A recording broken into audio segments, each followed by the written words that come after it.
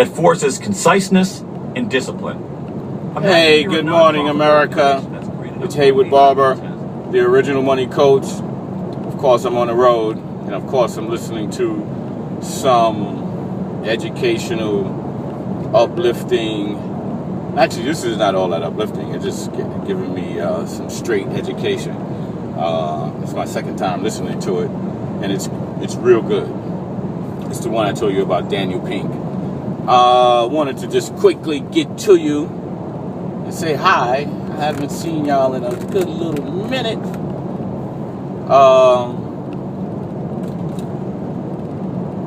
I actually want to know what's on your mind.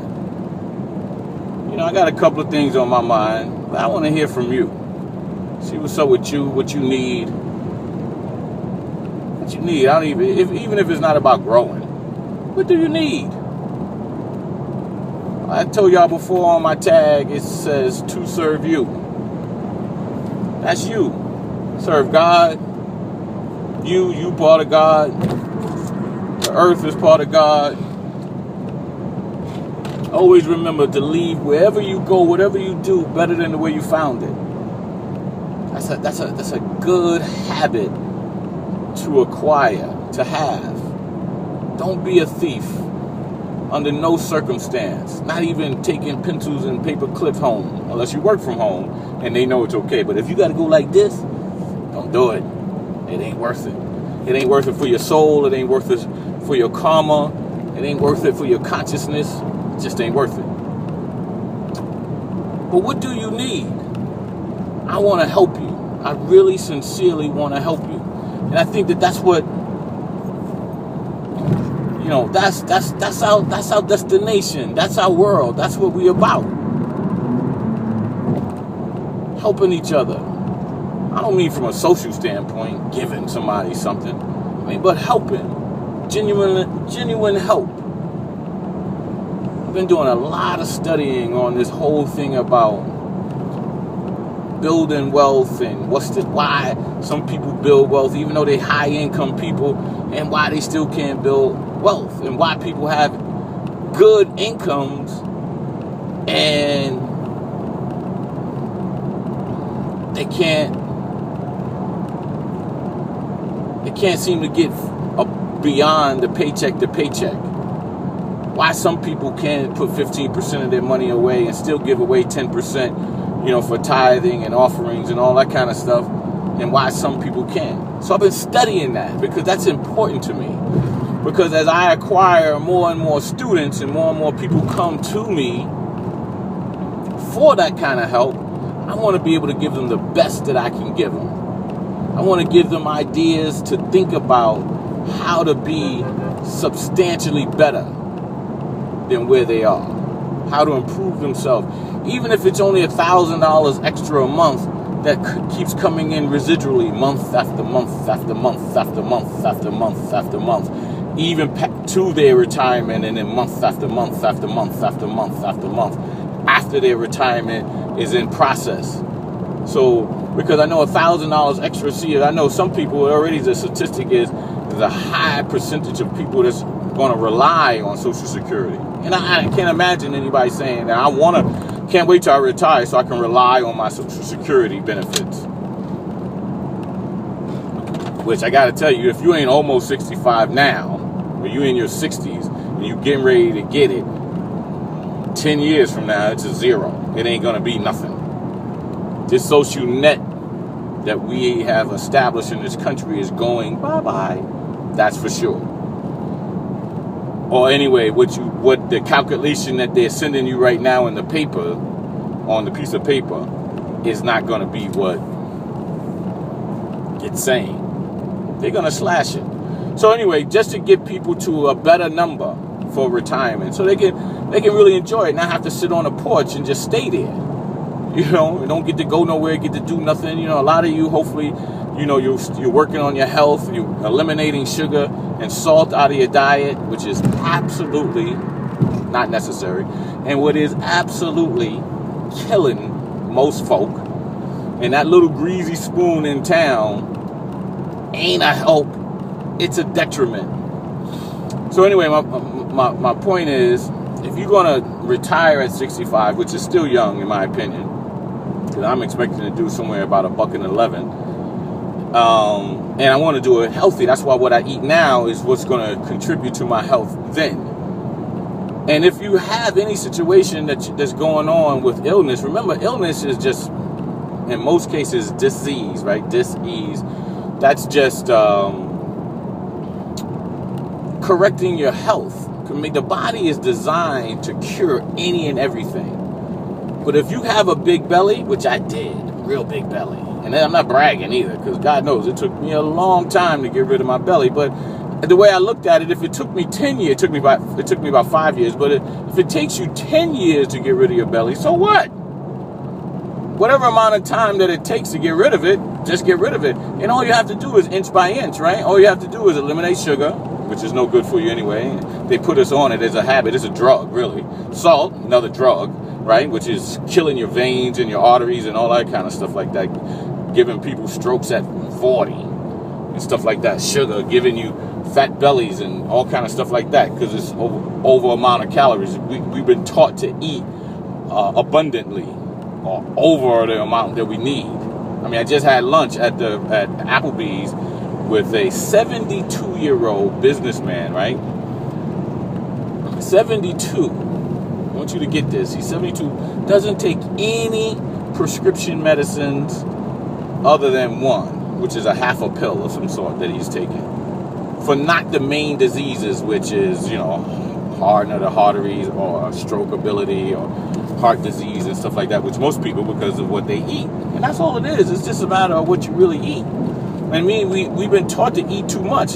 Again, at Applebee's, I got the light lunch, and the light lunch, I put one whole half of one whole portion of the half lunch, because you get two things, right? You get a salad, and they gave me some noodles. I took the whole noodles and put it away, boom, and I ate the salad that was a Caesar salad with chicken on top. But my point is, it's too much. So get into a habit, small pieces of taking a little bit less, don't eat it. Throw it away immediately. Because don't worry, if throwing it away is no different than eating it, and then later on you're going to have to try and get rid of it, or it's going to be the cost of some source of disease for you. Family, this is real. There is no waste in the food. If you don't eat it later, if that's the way you feel, or discard it so you don't eat it anyway. Most foods, processed foods out at the restaurants is junk anyway. Junk. I'm telling you. So, but if you want to improve your health, do it little by little. If you want to improve your wealth, do it little by little. If you want to start getting better at saving, do it little by little. I know, my recommendation is always 15-20% into some kind of moving investment. But you don't have to start with 15%, 20%. Start with 1%. Just do it. Get into a habit. Get into a rhythm. So that becomes a part of your DNA, so to speak. Weight, same thing. If you want to lose weight, I mean, the deal is people wait until they're so big that they can't, and then they say they can't do it. But don't wait to that. I mean, I work out throughout the day. So, and I'm not saying that because people will say, well, you work for yourself and you can da-da-da-da. But don't do that. What I'm saying is that when I'm at my office, my home office, I'm still doing some kind of crunches or some movement, some leg movement. I'm always moving because that's burning off calories. Right? Now look, I just had a Mountain Dew. Oh my goodness, I got to tell you, I got some bad habits. And I told y'all yesterday or the day before yesterday about some of them that I've got to work hard on. This drinking thing, got to get it to go away. Smoking these cigars, got to make it go away. You know what I'm saying? Just because the cigars are $5, $6, $7, and sometimes even more than that, doesn't make it better. It's still going against my overall optimum health. So I'm going to do it little by little, little by little. Put something else in the place of the habit so that eventually it's something simpler, a little bit easier to get rid of. I swear I don't know what that rattling is. So inch by inch, it's a cinch, George Halsey, right? And I don't, So, but I mean, there's always room for improvement. And some people will say, well, I've gone too far. It doesn't matter. If it takes you, like I said, 5, 6, 10 years, time's going to pass anyway.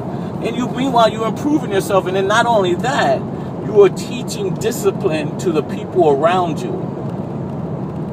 Somebody has to take the ball and get it across the line and show the people in your community and your family how things are done. Everything doesn't, I mean, in this town that I live in, I kid you not, 80% of the people are overweight. Now, I know that's different from where you are, because I know most of my people are in very progressive areas. But 80% of the people overweight, more than that. Isn't it funny? Think about this. The people that you see that's working out, walking, running in your neighborhood in the mornings, the afternoons, in the daytime, or at your job doing this and doing that, are the people that don't look like they need to do it. You know why? No, seriously, you know why? Because they're already doing it. Same thing with the people that got crazy $2, $3, $4 million stashed away, not in the bank. You don't want to put your money in the bank, but we just use that as the term, the bank. Because it should be in an entity where it doesn't even show your name, but you have full control over it. Why is it that those people, they might not even look like the affluent, but they are? Why is it? Because they're doing all the things that they're necessary. They're budgeting. They're making sure that they're putting some away. They're making sure they're tithing into the community. They do the things that most of us were not taught. I was not taught to budget. I was not. Most super affluent people that are above their income. I mean, people make $90,000 a year and they rich. And I'm talking about rich. But they got, they can stop working for 10, 15 years, bring in no income, and still be rich. Now, why are those people the people that most people say, oh, they don't need no money and da-da-da? It's because they have brought discipline into their lives.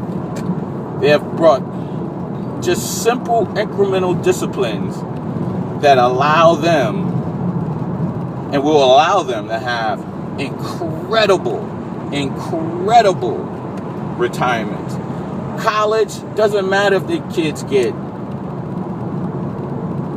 scholarships or not. Does not matter.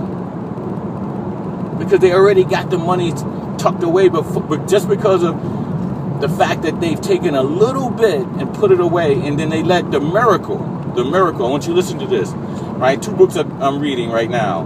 One I read already twice. One is called The Compounding Effect. I forgot the brother's name, which is incredible. The compounding, Einstein said that the 8th wonder of the world is compound interest.